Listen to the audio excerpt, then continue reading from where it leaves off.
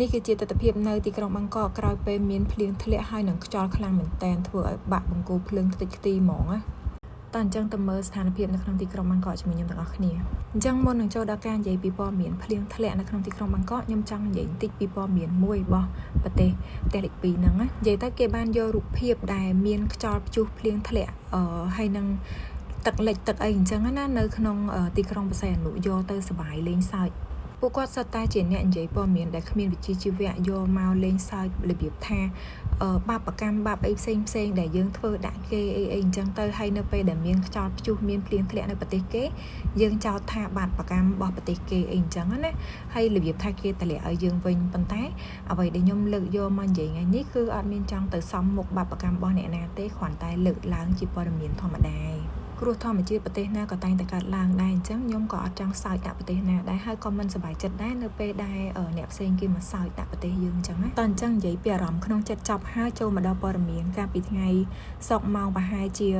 5:39 នាទីថ្ងៃទី26 ខែមិថុនានៅក្នុងទីក្រុងបាងកកគឺមានភ្លៀងធ្លាក់ខ្លាំងហើយនឹងខ្យល់ខ្លាំងមែនតែនហ្មងលក្ខណៈដូចខ្យល់ព្យុះអញ្ចឹងនិយាយទៅនៅក្នុងទីក្រុងបាងកកមួយរយៈក្រោយនេះឲ្យតែមានភ្លៀងធ្លាក់គឺតែងតែមានខ្យល់កត្រាក់ខ្លាំងអញ្ចឹងហ្មងអញ្ចឹងឃើញថាកំឡុងពេលភ្លៀងធ្លាក់ខ្លាំងហើយនឹងខ្យល់ខ្លាំងហ្នឹងគឺធ្វើឲ្យ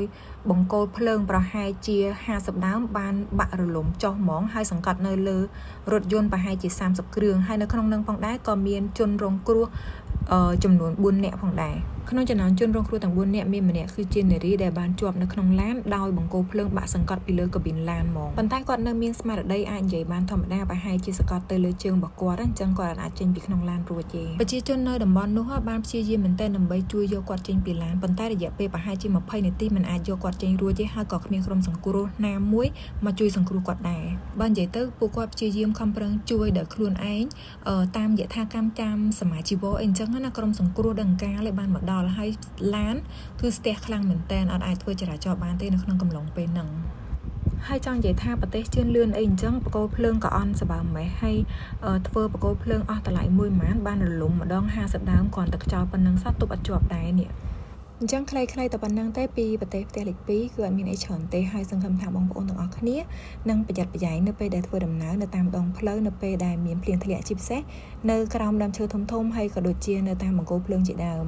អរគុណច្រើនបងប្អូនទាំងអស់គ្នាសម្រាប់ការចូលទស្សនាវីដេអូរបស់ខ្ញុំហើយចាំជួបគ្នានៅវីដេអូក្រោយទៀត